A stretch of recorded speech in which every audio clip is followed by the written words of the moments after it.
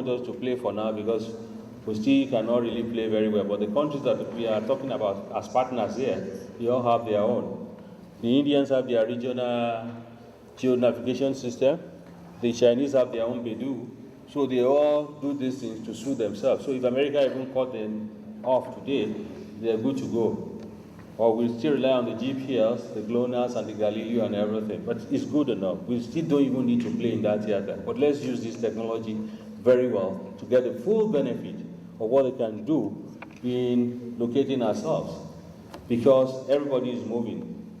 Other technologies are joining. Big data, Internet of Things. Why am I talking about big data? If you've been using your Google Map very well today, or these days, you see that if you want to see live traffic, you see live traffic. You may be wondering, maybe somebody put camera there. It's not. It's big data. They rely on you and my cell's phone. Because these phones are very nosy. The phones communicate to base. So what they do is to harness those communications to base. They are not snooping on your privacy. They get where you are and the rate at which you move because they have accelerometer on them. So the way you move, you aggregate you around the main road and you see the way of entry and exiting a particular threshold. That's what they use in creating the traffic data you get. So a lot of people are moving. I don't want to talk too much about the technology, but Internet of Things too is getting there. We are not even thinking about this, but for our local usage, local farmer, local everything, let us enable ourselves so that we live in the knowledge economy like the other parts of the world. Because as it is, we are still in the economy of, how do I say it now? There's a popular saying, God is in control economy. But God gave you the talent to think. So don't just leave everything. We always push those things that we don't know, say, God is in control. He's always in control, but he wants you to think too. So the next and the last slide, possibly. So what are these challenges? Funny enough, I've been practicing this technology for years, and sometimes I feel disappointed in myself because with the interactions I've had, I think this technology should have moved beyond what it is. But I know it's a system thing because other countries that started even after us, they are already up there. And looking critically, I can see a very dysfunctional, institutional, and weak governance in all this. And it's about followership too, because we don't ask questions. We never ask questions. No, we are not used to. Everything is, God is in control. There is a River Basin Development Authority.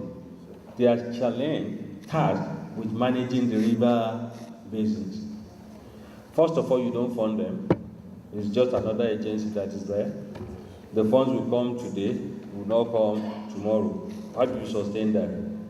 So everybody is just coasting along, they are just living. So government pretends they are paying them, they too pretend they are working, like many other areas. So it's not that you don't have professionals there. Put the professional in the river basin in Nigeria to any river basin in the world, they will perform.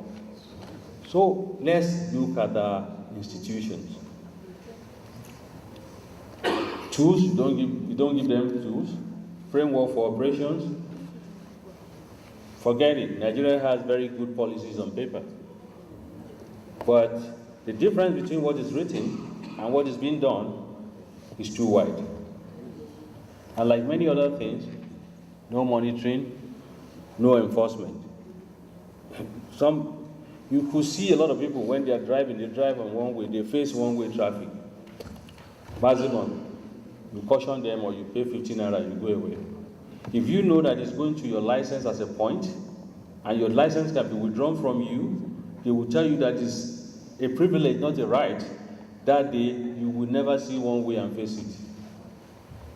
So, we are very godly people, truly. If we are not godly, we'll be doing so many things, because nothing will happen to you. So, institution is very there. The river basin is there.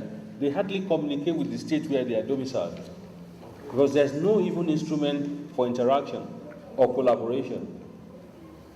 So it's just a waste. So we must critically look at our institution, and then we should refrain from this uninformed management, endemicity or not. If we want to do anything, not that we don't care whether anything trickles down into the decision-making process. I could recollect at one point where I think it was NALDA or something those days too, when they said every local government should create about give 200 hectares for farming. Chomoli local government is not 200 hectares, it's not, or some local governments are not even up to 2,000 hectares or something. You want them to provide what they don't have, and there's no clause there. That's to tell you. Even our land use, they are stated, but there's no instrumentation backing by which you can do a lot of things.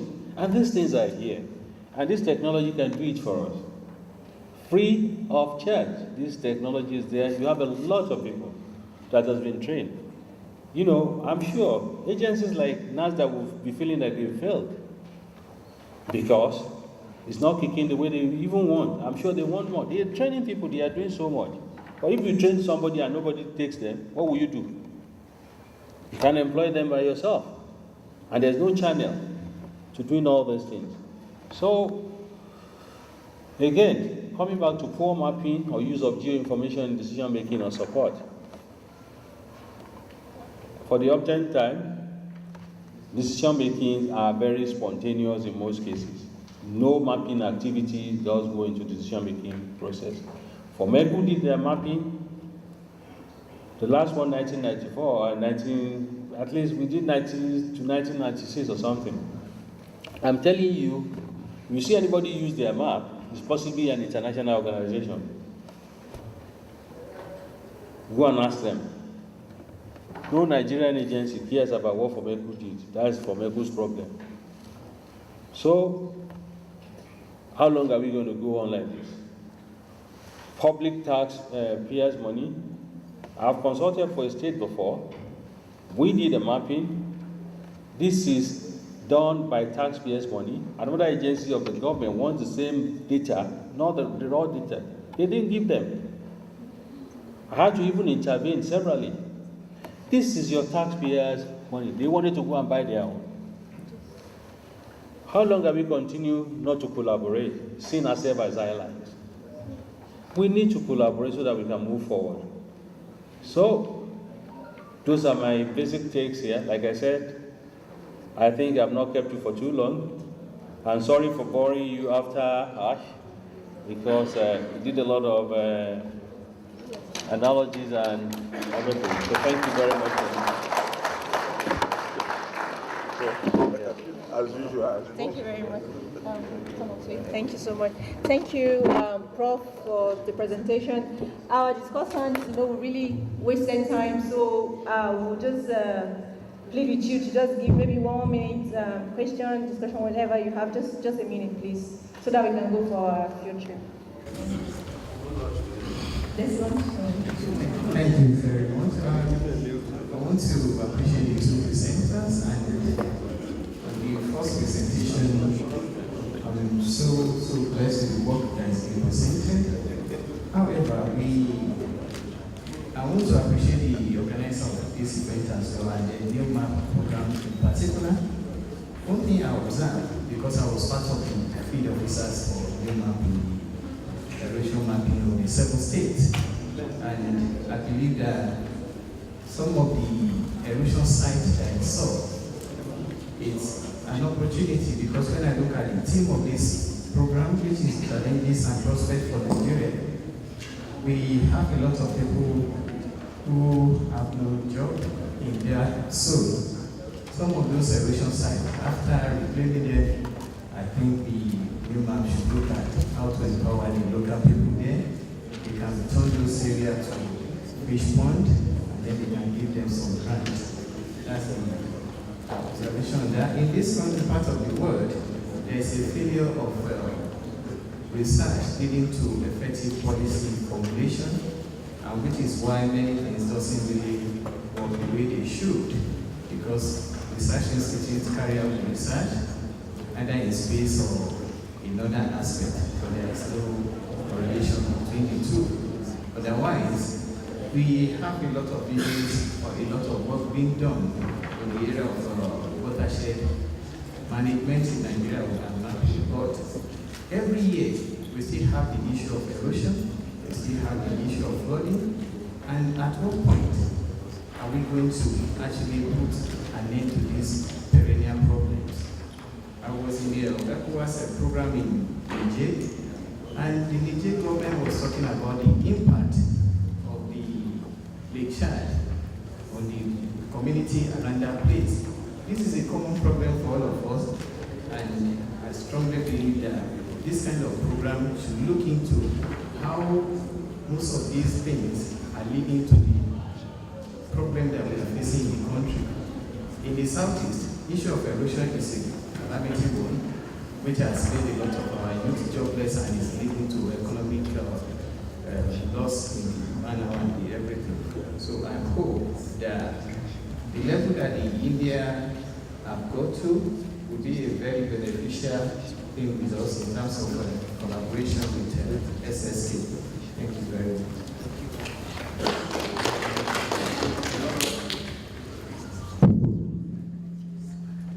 Speaking from the perspective of the states, it is important we carry ourselves along with the current trend internationally, and I'm happy that I'm talking with World Bank here and at the same time with the PMO.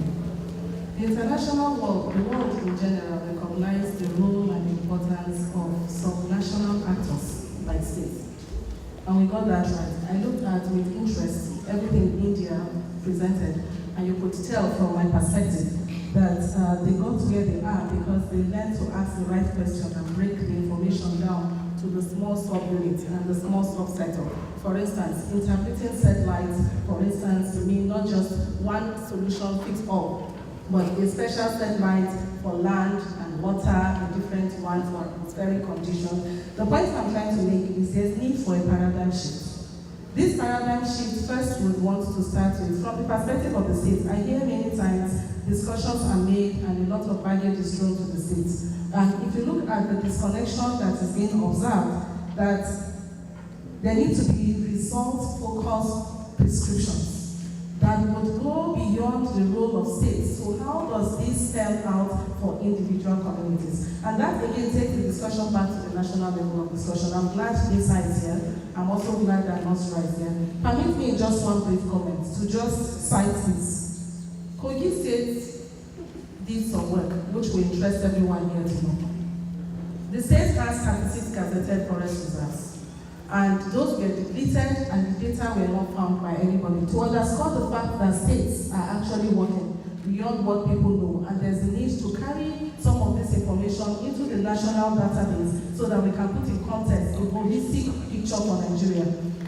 With the help of Forestry Research Institute, we recovered the gazetted information for the 36 forests. And using remote sensing by Forestry Research Institute, we started mapping the coordinates. The interest of the state on the one research is recovering the gazetted lands, most of which have become urban areas, like the entire Adankolo, for instance, in Lokoja, is a forest. We didn't know until we recovered this map.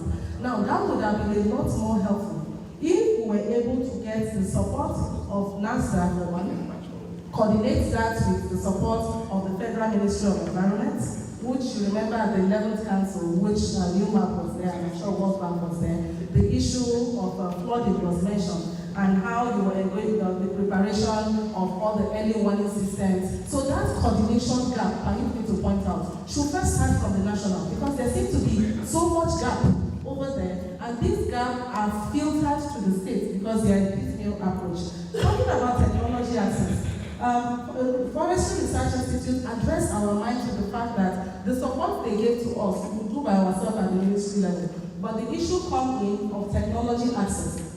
It may not be as simple as using my computer, my phone, to do some of these work. I heard for the first time we need special computers within the ministries to be there. And I'm excited that we're talking with UMAP and World Bank and the support they could give to us, which could go, number one, the technology access, the hardwares and some of the softwares, and let's not take it for granted. For instance, Kogi State is 26 years old, the first administrative capital of Nigeria, so it's over 100 years old. But we still do not have, we've done, everybody knows Governor Yahaya Bello is talking about reform of the civil service, so and it brings up a whole lot of issues. But in actual capacity building of the staff you have there, getting them to have these computers to use. So questions and support as regards individual state entities in this discussion would be good if we can translate that into, in practical sense, how can we help the states become equipped, install these apps for them, train them, and they in turn are in the best position to now work with communities. Like I could say without any iota of that, how much community discussions, thanks to our very agile state coordinator we've had there, we've worked extensively, and the local government. So there are still gaps. I think this discussion will be complete if we translate it to the very last. So again, permit me on that note to say, 2012 discussion, taking us back to World Bank discussion for February this year. What has happened post-2012? This is 2017, we'll be flooded again. And then we'll have this discussion again. So in real practical terms, we must move from hope and dreams to means and ways, in real sense of measurable support, and again, translating the scope of the measurable support that will translate into what states could take as the input, and then translate them down into the endpoint. If we do that, I will tell you, this is very beautiful, but let us go home with something we can hold on to, and we thank you so much for making that. That's very interesting.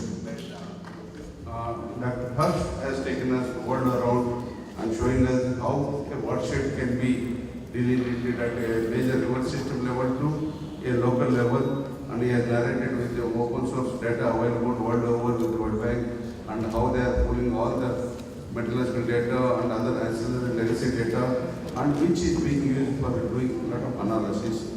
Maybe what we need to add to that is more detailed spatial data will make the entire module what the Harsh has shown a very useful tool for everyone. And the other presenter has really narrated with 3 slides what is required. And drone with one new technology is coming where there is no rule in many places, it has to be evolved. Then the IRNS, which is equivalent to our global positioning satellites, which India is also having its own satellite system. We have our own Gagan Navics we call, where we have our own spatial location systems. Like each country may like to have the either transponders released or their own satellite built, so that you will have your own technology, communication, and also inbuilt open source tools to many of the nation support systems that have been being used at watershed level. That would be my conclusion. Thank you.